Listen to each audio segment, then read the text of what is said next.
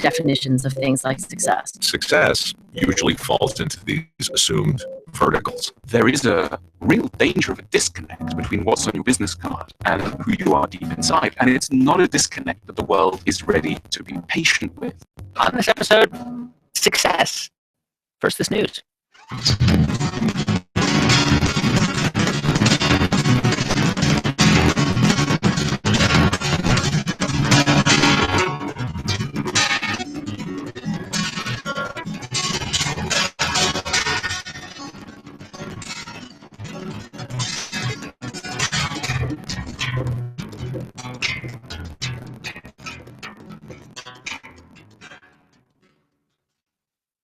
It's the TED Radio Hour from NPR. I'm Guy Raz. So think of your most efficient day. Maybe a day when everything just fell into place. You took a run, you answered emails, meditated, wrote a chapter of your book, whatever it was. It was a successful day, right? Not exactly. Especially compared to this dude's. I run, jump, walk seasonally audience 26.5 miles on average on that day alone. So I do ultra marathons on a weekend physically.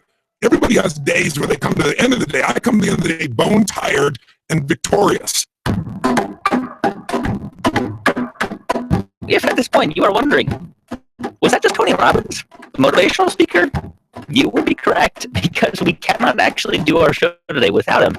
It is a show all about success, what we think it means, and why that's wrong, and why that word causes so much anxiety.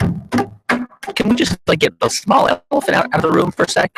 Sure. Because some people are going to be listening to us now, and they're going to be thinking Tony Robbins, he's like the self-help guy, and come on, that's not for me. I guess I'm not everybody's cup of tea, but it's been pretty good for 4 presidents and royalty in many different countries and some of the top athletes in the world, the Academy Award members. I mean, these people think that don't have a clue what I really do.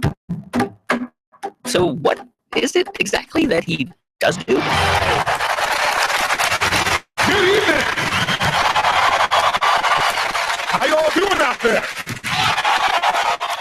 Okay, you know what I'm talking about because you've had insomnia and you've been pulled into a Tony Robbins infomercial at some point in your life. Let's get everybody in for attending the company here.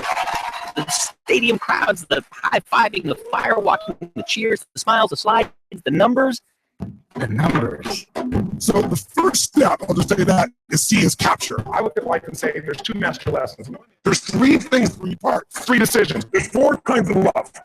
Level 1 love is baby love. And the last step, number 5 C's, 6 needs, 7 things in that seminar. 2,000 people from 45 countries were translating 4 languages for a week.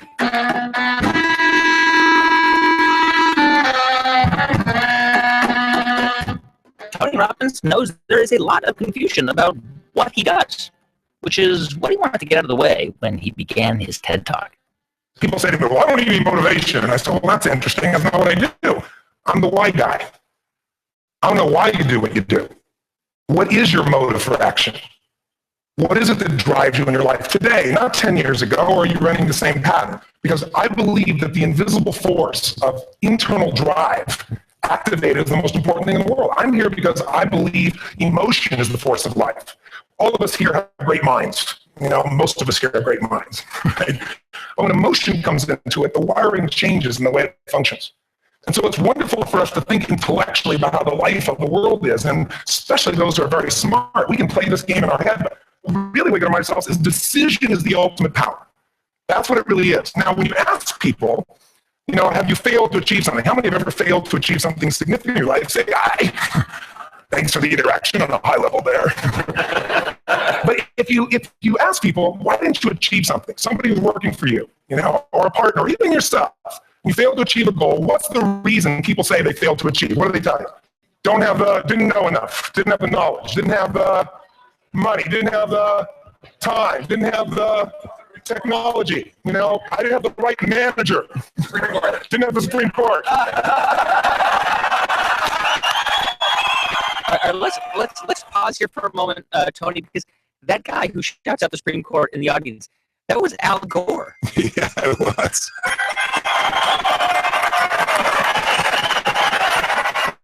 Surprise! I looked down and saw him And I think he and the audience were ready for my response, right? Because my point here is that all these things you say you don't have, the reason you failed, are resources. A lack of time is a resource. A lack of money is a resource. A lack of technology or key people is a resource, you know?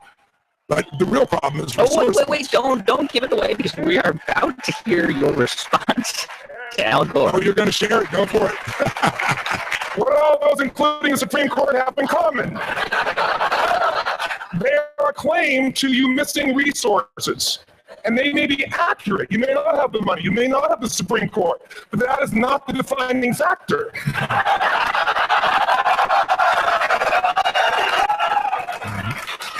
And you correct me if I'm wrong. The defining factor is never resources, it's resourcefulness. And what I mean specifically, rather than just some phrase, is if you have emotion, human emotion, something that I experienced from you day before yesterday at a level that is as profound as I've ever experienced, and if you communicated with that emotion, I believe you would have beat his ass and won.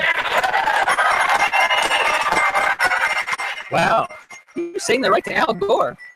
Well, it's true. In fact, the guys from Perkins all took me out that night afterwards and said, "Oh my God, you know, we wanted to say this to him. Well, we couldn't believe you said that. That was so amazing. Well, you coach him so he runs for president." I said, "He doesn't want to run for president." So, you know, I'm not coming from a place of gloating or something of that nature. But the truth is, if you saw Al Gore during those debates with Bush, you know, it was pretty hard to vote for him, right? If you'd seen him the night before when he'd done his presentation, you know, on Inconvenient Truth, you'd say, "Oh my God, this guy was in that debate. You would have voted for him in a heartbeat." He didn't have the passion. He didn't have the connection. He didn't have the emotion. And emotion then creates what we're going to do, or the action. So think about your own life, the decisions that have shaped your destiny. And that sounds really heavy, but in the last 5 or 10 years, 15 years, have there been some decisions you've made that if you made a different decision, your life would be completely different? How many can think of one, honestly? Better or worse? Say I. So the bottom line is maybe it was... We forget that in this moment, if you don't like your job, freaking change it. You don't like your relationship, change it. You don't like what your business is, change it. You don't like how you feel, change it. We forget the power of decision. We forget we can draw a line in the sand and say no effing more about anything we've experienced in the past. Your own story of not allowing past events to define you, right? Or at least to take those events and to find a different kind of meaning. Yes. How did that change your own life, and then how you kind of lived it? I think everybody's got a story, right? So either your story empowers you or disempowers you. If it disempowers you, destroy it, because it's something you created. So, you know, my story could have been came from an abusive family. My mother beat me and smashed my head against the wall until I was bleeding and poured liquid soap down my throat till I vomited, which, you know, I never shared with anyone until very recently when I was working with a group of these battered children. And I thought, you know, they think I'm the smiling, happy, motivational guy. So I told them the full story and I got out publicly. I never shared it before because I didn't want that to be a story. That's not the story that defines me, but I wanted them to understand that your past does not equal your future. That out of the worst, most severe injustice, some good or ideally greatness can come. We can't control events. We can't control people, but we can control what life means to us. And the most successful people on earth are the people who have learned to take control of that. And so to me, you know, divorce your story and marry the truth. When you find that story, it's going to be the one that moves you forward. So we hear a lot of like this idea of finding your passion and following it. And later in the show, we're going to hear from Mike Rowe, who says this is all nonsense. Don't follow your passion. Actually, do what you can do to make money. Is that the right idea for everybody? Well, I'm not here to correct him. I might have a slightly different point of view. You do have to find out if your passion can reward you economically. If it doesn't, then it's a hobby. It's wonderful. We all need things that fulfill us. If you can find something where you can do something 50 to, you know, a real 80 or 90 hours a week, which is what people do when they're truly passionate, and you can be paid for it as well, well, gosh, that's extraordinary. You know, when I first, you know, went to work in business, I went to work at this company, and the guy that was a 10 times better speaker than I was, and he could go out and take an audience and, you know, 98% of the people respond, and I might get 5%. But I just decided, you know, he's doing 4 talks a month on average. I'm going to do 3 talks a day. When I gone through a month, I'll be blown past what he would have done in a year. And that's exactly what I did. And in 6 months, I dwarfed him in my capacity, my ability. It wasn't this gift. Ultimately, It's what are you willing to do? How hungry are you? How driven are you? I say don't settle. If you settle, you're going to have a life that you're going to be apologetic to yourself about if you don't say it to anybody else. Find your passion, rip through it. How do you find your passion? You stop settling. How do you find it? You get yourself in a different state. You got to work out. You got to do something every day that gets you strong enough that your mind functions differently than the average person. You're intense, man. I'm passionate. Woo.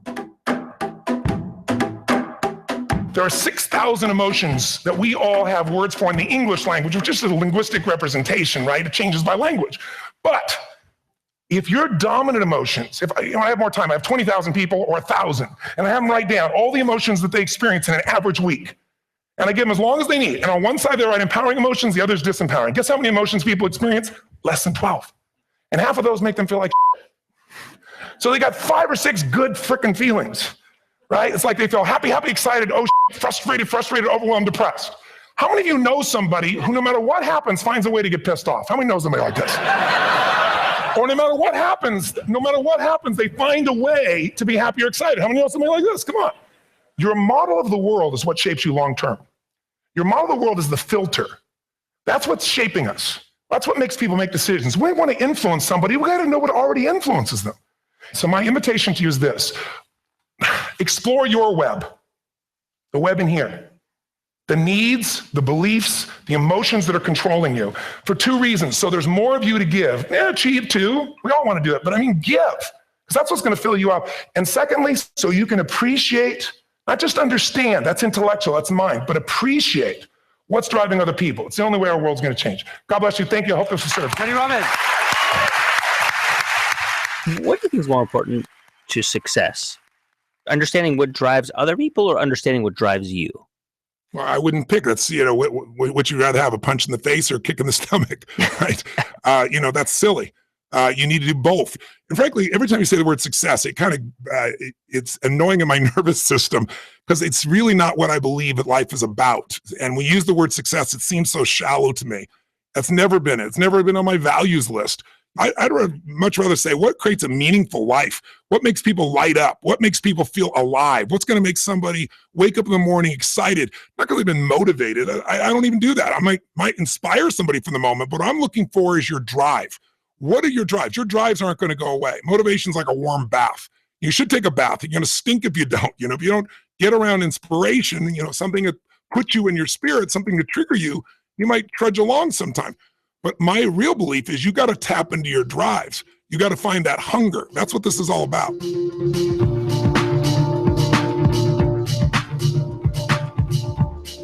Ladies and gentlemen, Tony Robbins. You should really watch his full talk at TED.com because it is truly awesome. Our show today, a word, success. What it means, why we all secretly and not so secretly want it, and why we might be all wrong about it. I'm Guy Raz. Stay with us for more TED Radio Hour in a moment from NPR.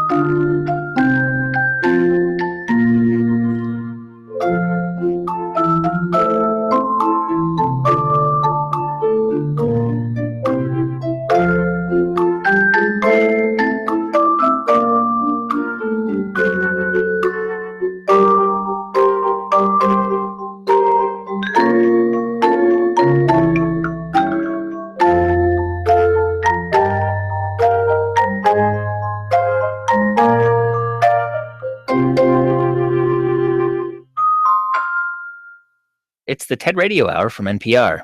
I'm Guy Raz, and our show today, it's all about success, which by any standard measure would define Angela Duckworth. Harvard and Oxford educated, former high-powered consultant, tenured professor at Penn, and she just won a MacArthur Genius Grant. So yeah, success. When I say success, like, you're a successful person, does that make you uncomfortable? Because I actually cringe. In fact, I'm cringing right now knowing that we are calling this show success. It doesn't make me uncomfortable. I know what you mean, though, about the term carrying baggage. Sometimes people, I think, feel uncomfortable because they feel like when people talk about objective measures of success, it's an incomplete picture. And it is, because there is this other side. So Angela Duckworth studies those objective indicators of success to figure out why some people are more successful than others, especially when it comes to students. And her curiosity about all this began in the classroom. She was teaching 7th graders at a rough school in New York. Angela picks up the story in her TED Talk. I made quizzes and tests. I gave out homework assignments. When the work came back, I calculated grades. What struck me was that IQ was not the only difference between my best and my worst students. Some of my strongest performers did not have stratospheric IQ scores. Some of my smartest kids weren't doing so well. And that got me thinking. The kinds of things you need to learn in 7th grade math, sure, they're hard. Ratios, decimals, the area of a parallelogram. But these concepts are not impossible. And I was firmly convinced that every one of my students could learn the material if they worked hard and long enough. After several more years of teaching, I came to the conclusion that what we need in education is a much better understanding of students and learning from a motivational perspective, from a psychological perspective. In education, the one thing we know how to measure best is IQ. But what if doing well in school and in life depends on much more than your ability to learn quickly and easily? I started studying kids and adults in all kinds of super challenging settings. And in every study, my question was, who is successful here and why? My research team and I went to West Point Military Academy. We tried to predict which cadets would stay in military training and which would drop out. We studied rookie teachers working in really tough neighborhoods, asking which teachers are still going to be here in teaching by the end of the school year. And of those, who will be the most effective at improving learning outcomes for their students? We partnered with private companies asking which of these salespeople is going to keep their jobs and who's going to earn the most money. In all those very different contexts, one characteristic emerged as a significant predictor of success. And it wasn't social intelligence, it wasn't good looks, physical health, and it wasn't IQ. It was grit. What is grit? How do you explain what it is? Grit is the disposition to pursue very long-term goals with passion and perseverance. And I want to emphasize the stamina quality of grit. Grit is sticking with things over the long term and then working very hard at it. Grit is living life like it's a marathon, not a sprint. A few years ago, I started studying grit in the Chicago public schools. I asked thousands of high school juniors to take grit questionnaires and then waited around more than a year to see who would graduate. Can you tell me, like some of the questions on the grit questionnaire? Yeah, so half of the questions on the grit questionnaire are about perseverance, right? I am a hard worker. I finish whatever I begin. The scale's 5 points. It goes from very much like me to not at all like me. Setbacks don't discourage me. Very much like I me. don't give up after disappointment. Somewhat like me. And I am diligent. Very much like The more you say, oh, that's very much like me, then the higher your grit score. Turns out that grittier kids were significantly more likely to graduate, even when I matched them on every characteristic I could measure. Things like family income, standardized achievement test scores, even how safe kids felt when they were at school. There has to be a correlation between natural ability and grit, isn't there? Well, you know, when I first started this work, I had the intuition, as many of us might, that there would be a correlation and that it would be positive. Just let's take math ability, right? And you could say, well, some kids are going to be better at math than others. Well, shouldn't the kids who are really good at math be the ones who are really hardworking and persistent at it? Because, you know, when they sit down to do their homework, they get so much out of it. So shouldn't they be the ones that are persistent? Shouldn't they go hand in hand in a positive way? And actually, the correlation tends to either be negative or zero, depending on the data sample that I've collected. And I've wondered about that. And I think it's because we adapt to our circumstances. And if you've never had to try very hard, you've never had to get up after setbacks and failures, then maybe you don't cultivate that capacity. All right. So how do we make sure our 4-year-olds get into, Princeton? Didn't you listen to what I just said? No, it's actually a question. I mean, I'm not kidding. I think I've almost exactly heard that question before. Every day, parents and teachers ask me, how do I build grit in kids? What do I do to teach kids a solid work ethic? How do I keep them motivated for the long run? The honest answer is, I don't know. So far, the best idea I've heard about building grit in kids is something called growth mindset. This is an idea developed at Stanford University by Carol Dweck, and it is the belief that the ability to learn is not fixed, that it can change with your effort. Dr. Dweck has shown that when kids read and learn about the brain and how it changes and grows in response to challenge, they're much more likely to persevere when they fail because they don't believe that failure is a permanent condition. So that actually might inspire a child to show more perseverance? Yeah, in separate research, Carol and I have found together, because we collaborate, that grittier students tend to have more of this growth mindset. So you're seeing a picture come together here that indeed believing that change is possible incline kids to be grittier, and then that grit helps them actually accomplish things like, doing well in school, graduating from high school, and so forth. Do you think that ultimately the way we define success, right, kind of sets up false expectations?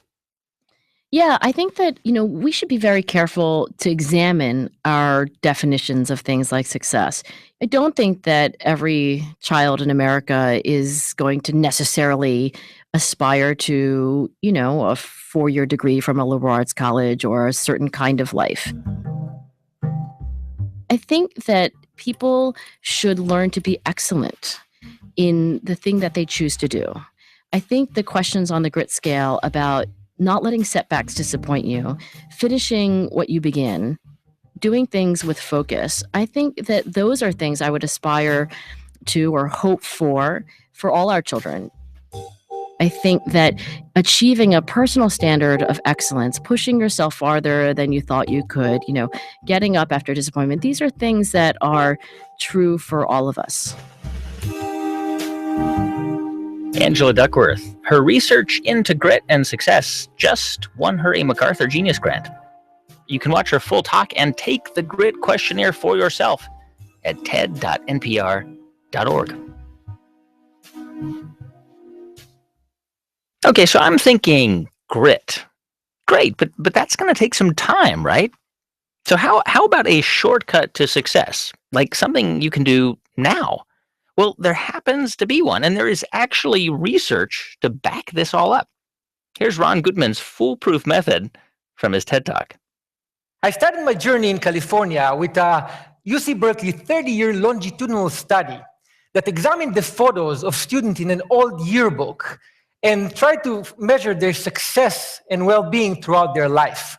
By measuring the students' smiles, researchers were able to predict how fulfilling and long-lasting a subject marriage will be, how well she would score in standardized tests of well-being, and how inspiring she would be to others.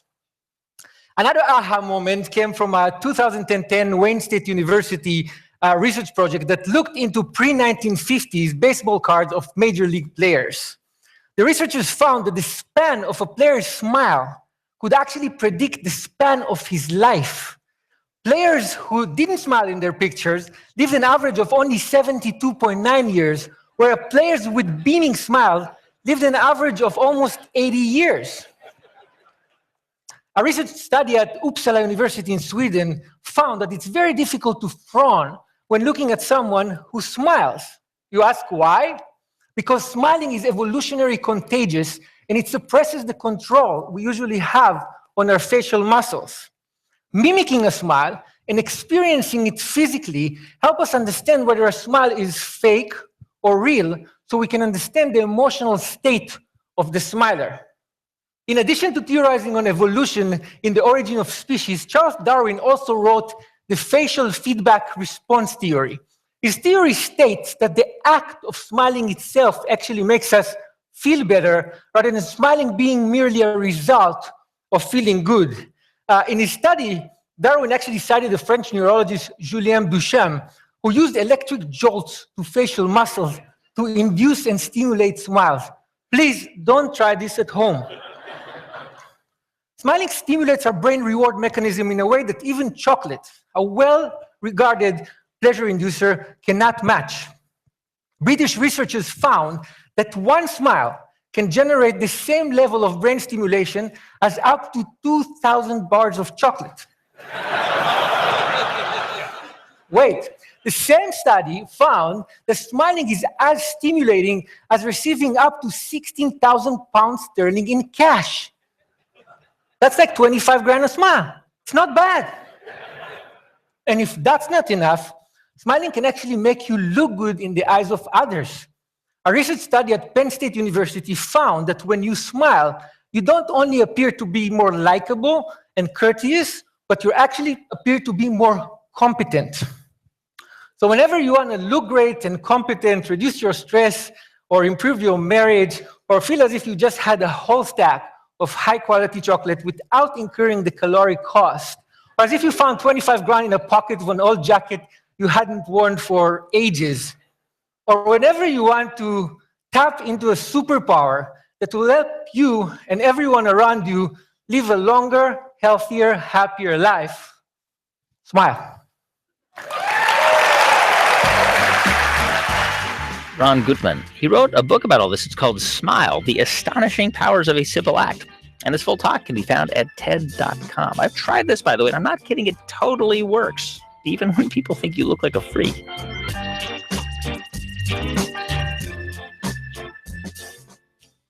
What you do, for a lot of people, is a main measure of success.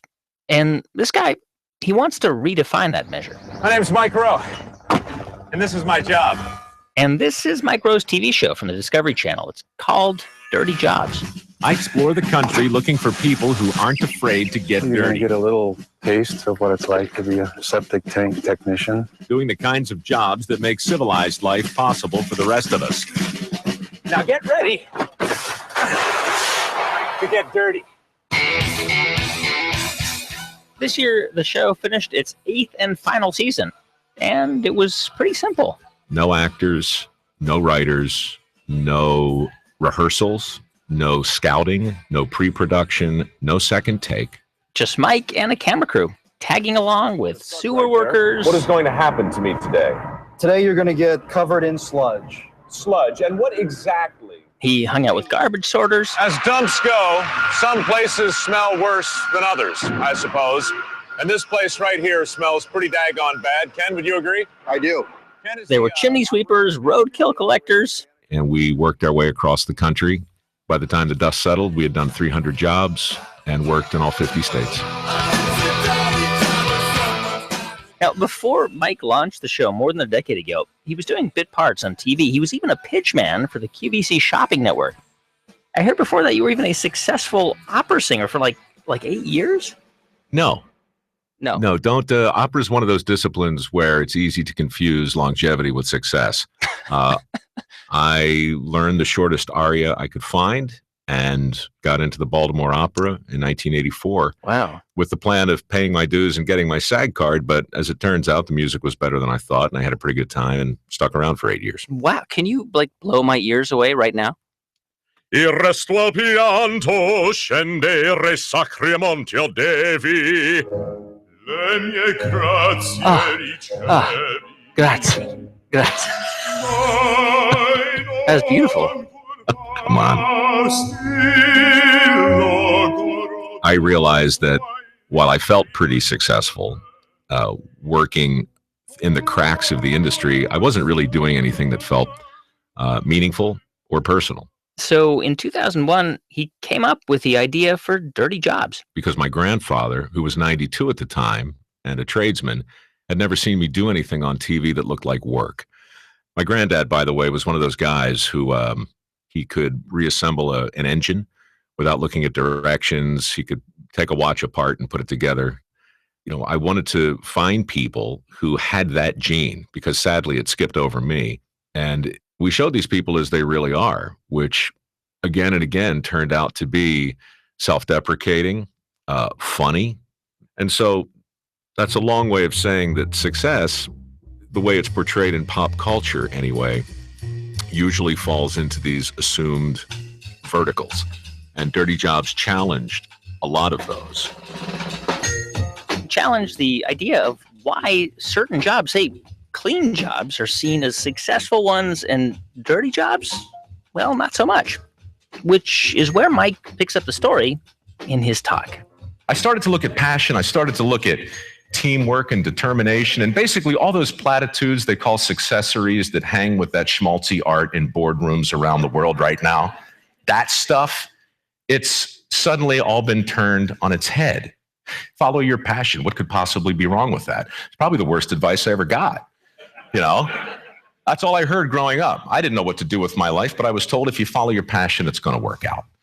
I can give you 30 examples right now. Bob Combs, the pig farmer in Las Vegas, who collects the uneaten scraps of food from the casinos and feeds them to his swine. Why? Because there's so much protein in the stuff we don't eat. His pigs grow at twice the normal speed, and he is one rich pig farmer, and he is good for the environment, and he spends his days doing this incredible service, and he smells like hell, but God bless him. He's making a great living. You ask him, did you follow your passion here? He'd laugh at you. He didn't follow his passion. He stepped back and he watched where everybody was going and he went the other way. People with dirty jobs are happier than you think. As a group, they're the happiest people I know. And I don't want to start whistling, look for the union label and all that happy worker crap. I'm just telling you that these are balanced people who do unthinkable work. Roadkill picker-uppers whistle while they work. I swear to God, I did it with them. They've got this amazing sort of symmetry to their life. And I see it over and over and over again. So I started to wonder what would happen if we challenge some of these sacred cows. Which is what Mike Rowe would eventually devote his life to doing. How he came to see the world that way, how he came to redefine in his own mind, in the minds of his viewers, what makes someone successful with help from bloodworms. That story in a moment here on the TED Radio Hour. I'm Guy Raz, and this is NPR.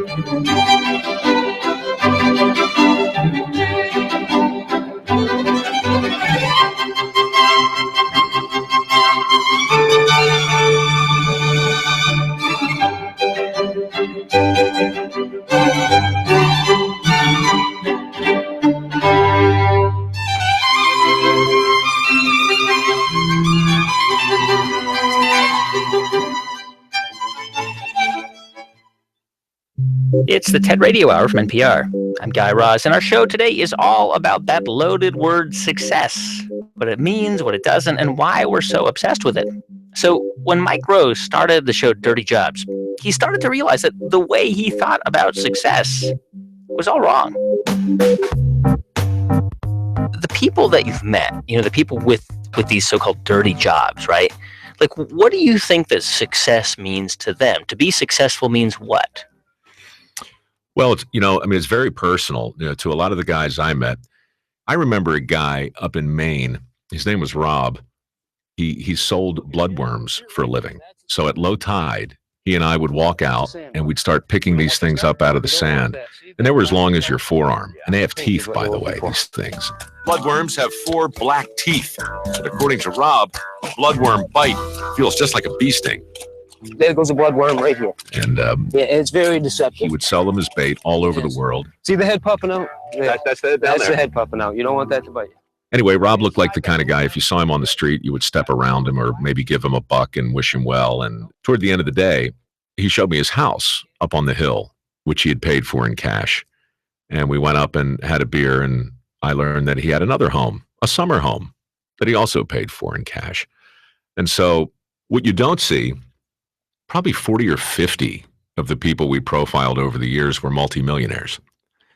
Small business owners, entrepreneurs, whose success just makes no sense because it just doesn't measure up in the way we're used to evaluating it. You know, Les Swanson from Wisconsin.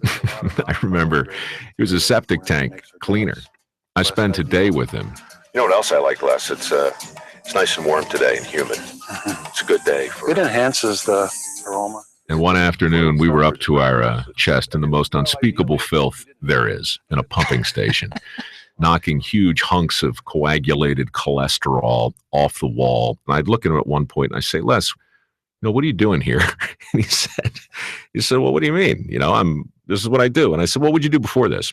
He said, honestly, I said, yeah. He said, I was a guidance counselor and a psychiatrist. Huh. And I said, you got to be kidding me. Why'd you leave? And without missing a beat, he said, I got tired of dealing with other people's crap. And that's how so many of these people did it. They didn't start by going, what am I passionate about? What do I love? People on dirty jobs, they say, no. You don't follow your passion. You always bring it with you, but you never follow it. Well, I mean, a lot of people on this very episode have, or will say a version of it. They'll say, this is passion. This is what you're supposed to pursue to find success. Yeah, I know. Whatever. Look, it's great copy, and I don't mean to just dismiss it, but I think of all the people I know in my industry who are, around my age, who have still followed their passion, and they're struggling. They're going to struggle all their life. That's not really the question, though. The question is, are they happy? And if you're happy following your passion, great. But if you're unhappy and you're just doing it because of inertia, then somebody needs to give you a little slap. Now, Micro doesn't just think about this in the abstract. He thinks the way we've been conditioned to think about success is actually hurting our ability to function as a society, hurting our economy, because we don't dignify dirty jobs or the success that comes with them. So the thing to do is to talk about a PR campaign for work. Manual labor, skilled labor, the stuff a lot of us probably grew up with, but we've kind of lost a little. Every single year, fewer electricians, fewer carpenters, fewer plumbers, fewer pipe fitters. The infrastructure jobs that everybody is talking about creating are those guys.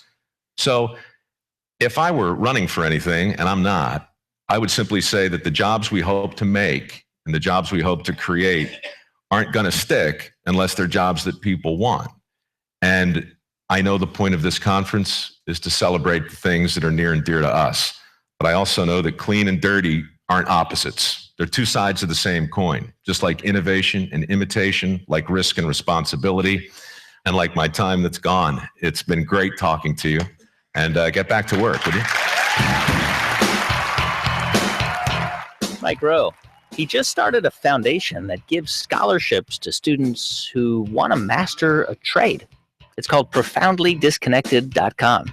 Check out his entire talk at ted.npr.org.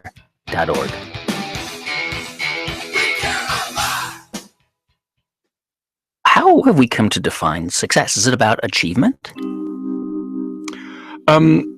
Look, the word success, it's neutrally defined in the dictionary. It just means excellence in a given field. This is the writer Alain de Botton. He wrote a book called Status Anxiety.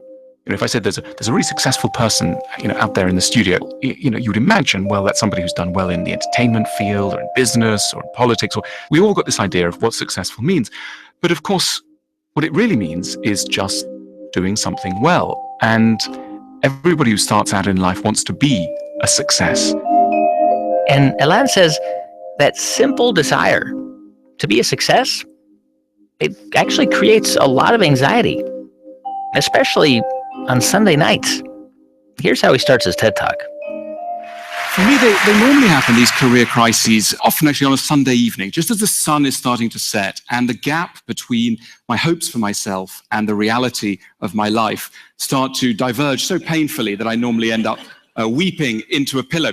I'm mentioning all this because I think this is not merely a personal problem. You may think I'm wrong in this, but I think that we live in an age when our lives are regularly punctuated by career crises, by moments when what we thought we knew about our lives, about our careers, comes into contact with a threatening sort of reality. One of the reasons why we might be suffering is that we are surrounded by snobs.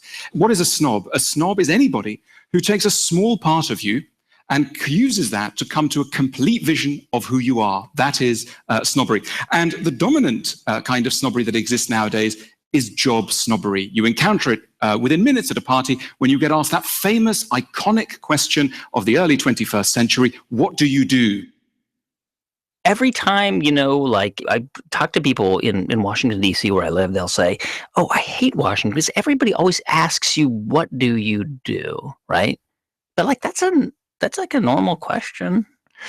It's kind of a normal question, but it's a very modern question. People weren't doing that 300 years ago. You used to be defined by where you came from and who your family was. Like so-and-so was the son of so-and-so. They come from this little village, which is down the river from the forest, etc. And nowadays, our identities are entirely bound up with our work. You can't really understand someone without understanding what their job is, which is all well and good, except that many of us are not in the jobs that we really want to be in. Some of us don't even know what the right job would be. Others know what the right job would be, but we can't get it.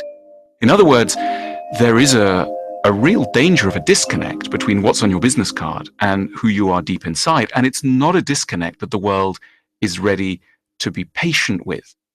So if you say to somebody, look, I'm an accountant, but my soul is to be a rock guitarist. People will go, well, forget about the soul. And you get this in any social encounter. What do you do? If the answer is the right answer, you become somebody's friend. And if the answer is the wrong answer, you're abandoned by the peanuts and left to fend for yourself. So there's cruelty because the dream of everybody is to be evaluated in a complex way as a human being. And the deepest core of every human being, there is a longing for respect, dignity, a sense of being understood, and that's in short supply. The thing is that all of this anxiety, all of this job snobbery, Alan says it comes from an inspired place. The idea that each of us can go out and achieve anything we want. Never before have expectations been so high about what human beings can achieve. Anyone can achieve anything. We've done away with the caste system. We are now in a system where anyone can rise to any position they please, and it's a beautiful idea. Along with that has come a spirit of equality. We're all basically equal. There are no strictly defined hierarchies. There's one really big problem with this, and that problem is envy. And it's linked to the spirit of equality. Let me explain. I think it would be very unusual for anyone here or anyone watching to be envious of the Queen of England, even though she's much richer than any of you are, and she's got a very large house. The reason why we don't envy her is because she's too weird. She's simply too strange. We can't relate to her. She speaks in a funny way. She comes from a sort of odd place. So we can't relate to her. And when you can't relate to somebody, you don't envy them. The closer two people are in age, in background, in the process of identification, the more there's a danger of envy, which is incidentally why none of you should ever go to a school reunion, because there is no stronger reference point than people one was at school with. But the problem generally of modern society is that it turns the whole world into a school. Everybody's wearing jeans, everybody's the same, and yet they're not. Life used to be simpler. You just went down a certain path. There were 3 career options. Now it's one of a million. We're all the time aware of people who've used their brains in a certain way, and hooray, it all went brilliantly right, and others who've crashed and failed miserably. So there's a frenetic atmosphere in modern society, particularly in the United States, because this is the land of opportunity. And, when I hear your politicians saying, we want to build a United States where everyone, no matter where they come from, can get anywhere, I think 2 things. 1, that's fantastic, great. 2, it's got a nasty sting in the tail. Because what happens if in this land of opportunity, it doesn't go right for you? What happens? By definition, not everybody can win the race. The United States is a society that believes in fairness at the beginning of the race, but then once the starting pistol goes, it's winner takes all. It's very frenetic to live in such a society.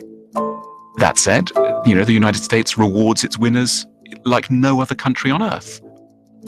But in many ways, it punishes its losers. Now, that word is an American word, loser. Pause. In the Middle Ages, in the United Kingdom, the word for somebody who was at the bottom of society was an unfortunate. Literally, somebody who, perhaps through no fault of their own, had failed because of the actions of fortune, the goddess of fortune, and unfortunate. Wasn't their fault. It wasn't their fault. Nowadays, in America, you're a winner or you are a loser. Now, what is a loser? A loser is somebody who has failed according to the rules of the game that they have signed up to. In other words, we have made in the United States a meritocratic society where success is deserved, but failure is also deserved.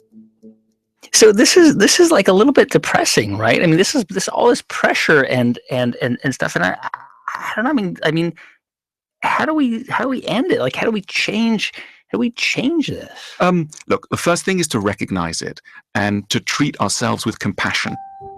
We are, at one level, an extremely privileged society, and so there's nothing to complain about. But yes, there is. The psychological pressures are enormous. We should be able to recognize it, and I don't mean this trivially, make jokes about it. What I mean by that is show a compassionate, tolerant regard for the pressures that we live under. There's another source of solace and comfort for all this. When we think about failing in life, one of the reasons why we fear failing is not just a loss of income, a loss of status. What we fear is the judgment and ridicule of others. The number one organ of ridicule nowadays is the newspaper. It's full of people who've messed up their lives. They've slept with the wrong person, they've passed the wrong piece of legislation, whatever it is, they have failed and they are described as losers. Now, is there any alternative to this? I think the Western tradition shows us one glorious alternative, and that is tragedy. Tragic art was essentially an art form devoted to tracing how people fail, also according them a level of sympathy. I remember a few years ago, I was thinking about all this, and I went to see the Sunday Sport, a tabloid newspaper that I don't recommend you to start reading if you're not familiar with it already.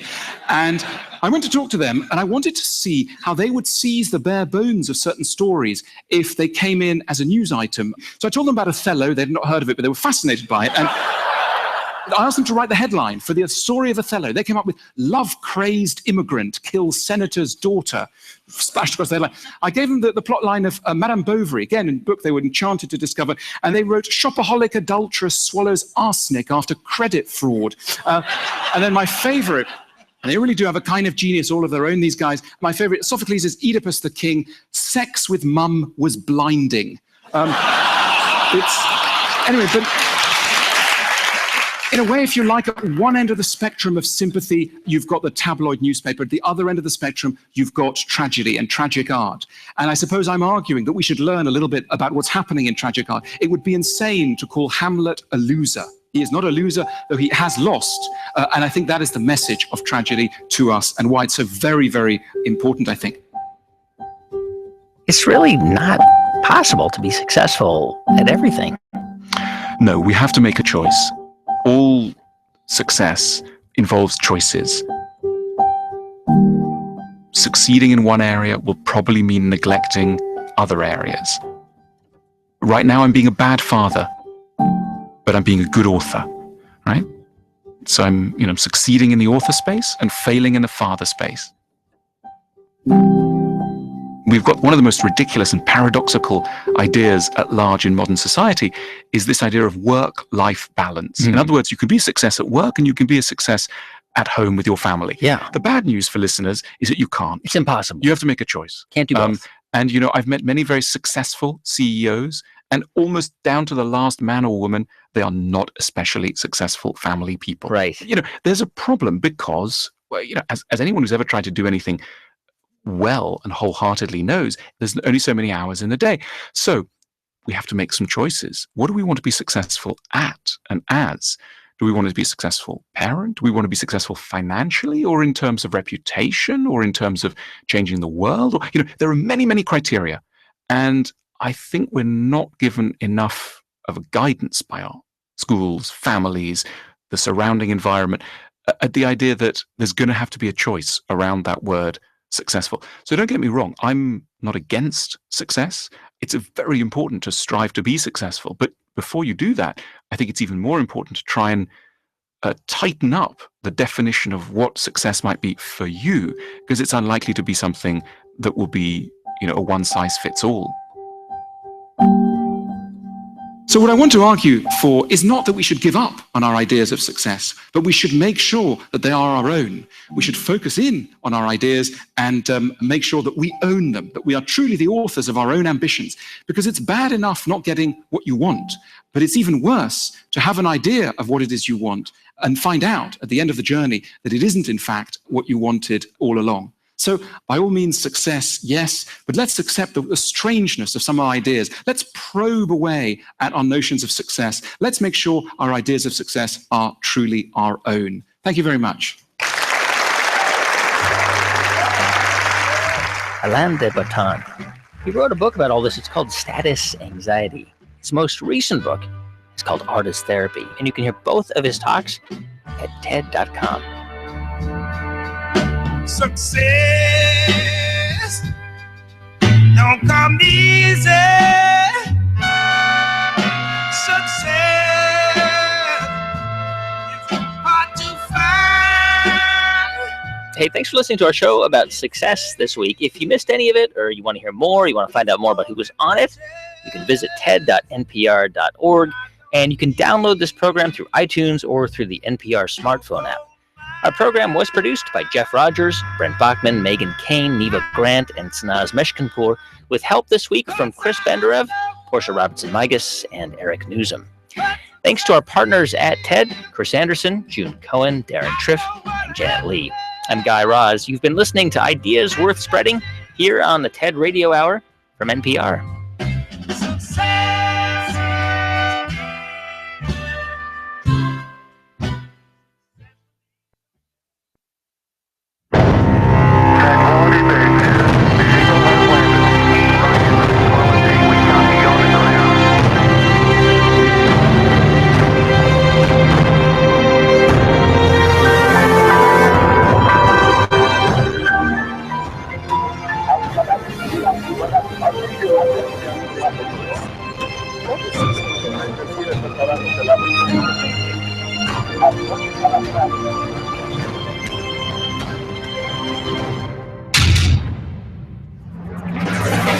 Forty-seven years of excellence in broadcast communication. EBC, Eagle Broadcasting Corporation. Ito ang Radyo Agila. DCEC 1062 sa Magaling, WIN 1080 sa Northern DCEL 1260 sa Southern Tagalog, DXED 1224 sa Southern Mindanao. Ito ang Radyo Agila. Isang tunog, buong bansa.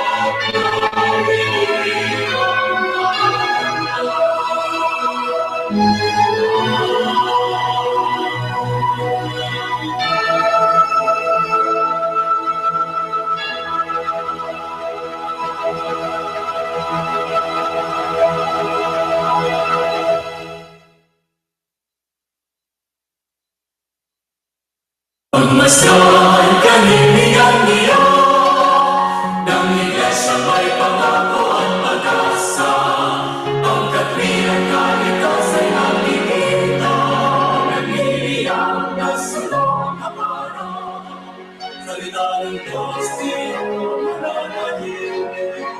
Ang iglesia ay nag-ihatid, nangangahangit maninig wala ng dungis. Gustos ito ng biyayang pag-ibig. Marami na kaluwang sumasamba, lumarami ang ilang bilang.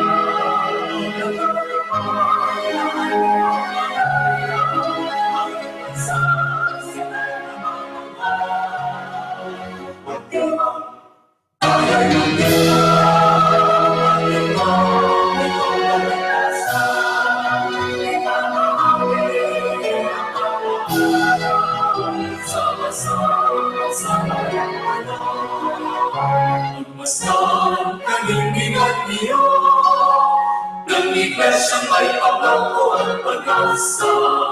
Ang katwiran nga ito sa'y makikita, nag-iiyak siyaw na sumama.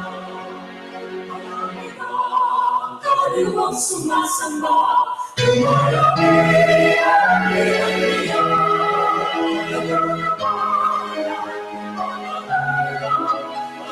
sa sila namamangha. Magdiwang, kaya'y magdiwang, ikaw, iyong paligtasan, ipanahangin ang bawat araw, sama-sama sa iyong panahon. Magdiwang, kaya'y magdiwang, ikaw, iyong paligtasan, sa lahat sa buhay, sa lahat pinagpapalibay, sa lahat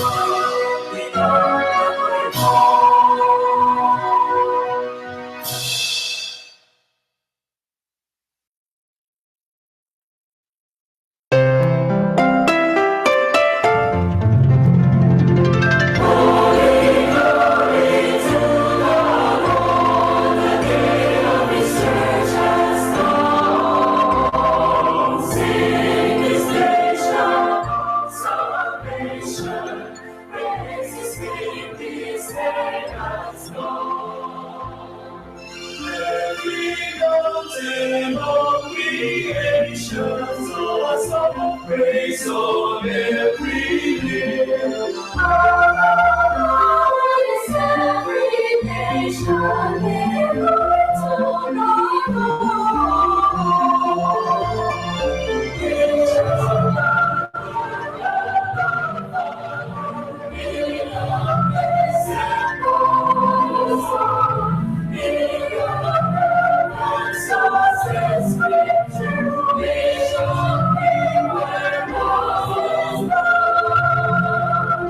Holy glory to God, the day of His church has come.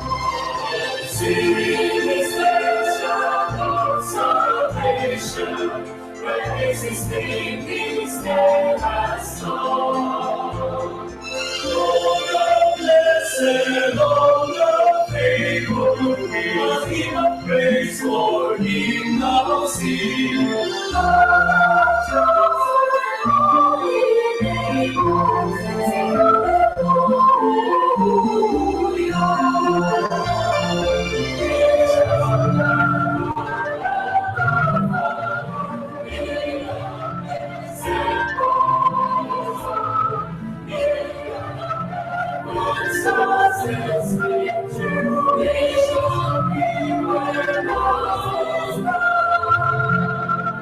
Holy glory to God, on the day of His church has come. Sing His nation of salvation, praise His name, His day has come. Holy glory to God, on the day of His church has come. Sing His nation of salvation, praise His name, His day has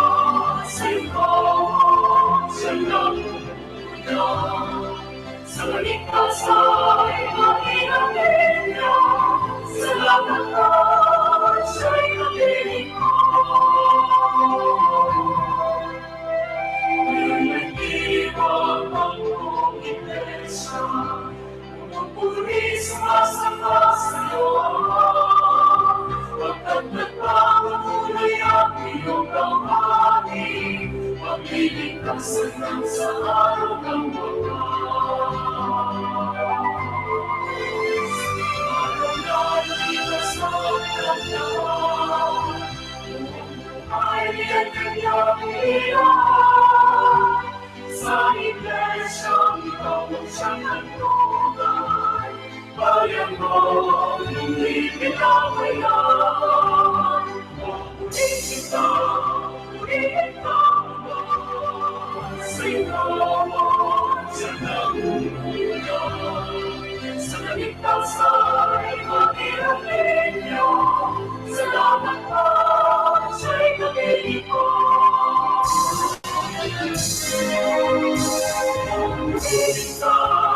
Purihin ka, salamat sa nangungunan, sa kaligtasa'y mag-ihalin niyo. Salamat ka, siya'y nag-iikot.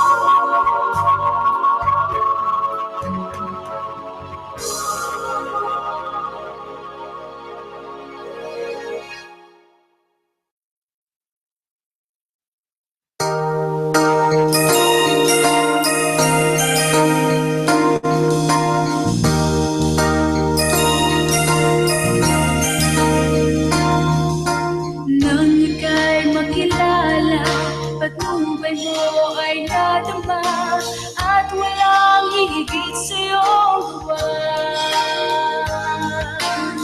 Sa loob ng tawang Iglesia ni Cristo, ay kanta ng iyong pagliligtas. Huwag natin kalimutan ang Diyos maasahan. Huwag nating pabayaan, sundin ang kanyang alam. Aking Ama, aking Ama, langit mong pag-asa sa buhay. Aking Ama, aking Ama, ikaw ang tanging Diyos sa aking buhay. At aking nakita sa iyong kapangyarihan, ang aking buhay ay sumiglan. Huwag nating kalimutan ang Diyos maasahan. Huwag nating pabayaan, sundin ang kanyang aral.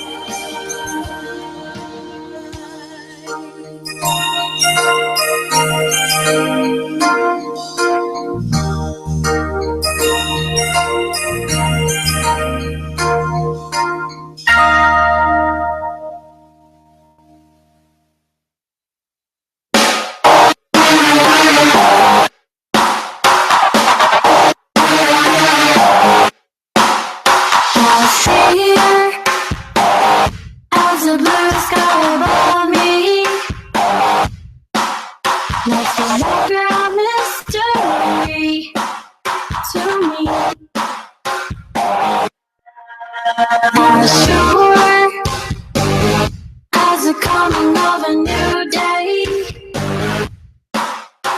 there isn't any doubt I found a way. It's when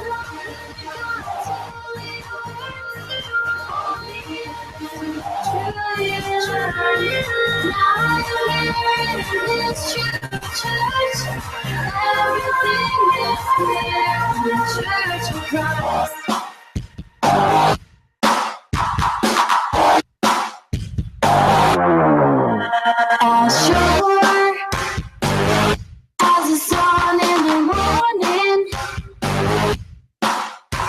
I know that I am saved as one of his chosen. As bright as a rain glow from heaven, we are shine just like the stars as signs of the world. It's when I look God's holy word, all the answers truly learn. Now I'm here in this true church, everything is clear in the Church of Christ. And I look God's holy word, all the answers truly learn. Now I'm here in this true church, everything is clear. Church of Christ.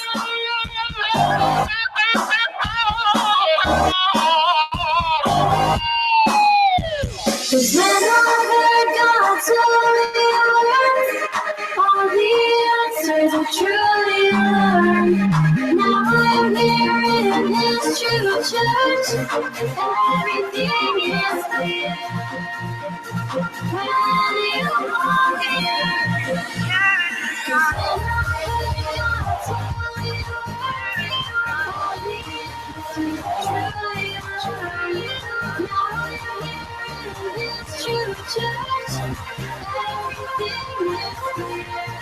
Church of Christ.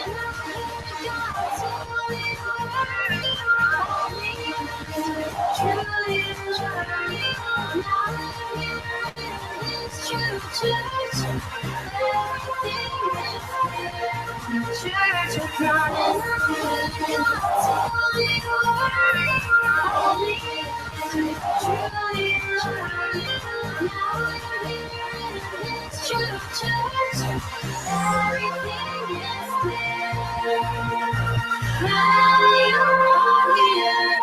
Church of Christ.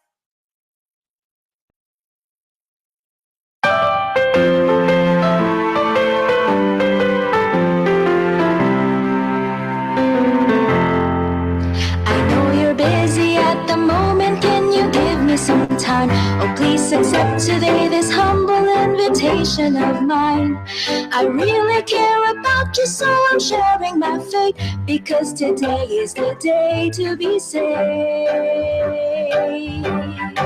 So many times I've asked you this, my friend, oh please hear me out. For your redemption, your salvation's what I'm talking about. This world is ending soon, so let me show you the way, because today is the day to be saved. Life is just too short, time is running out. So my friend, please don't delay. Today is the day to be saved.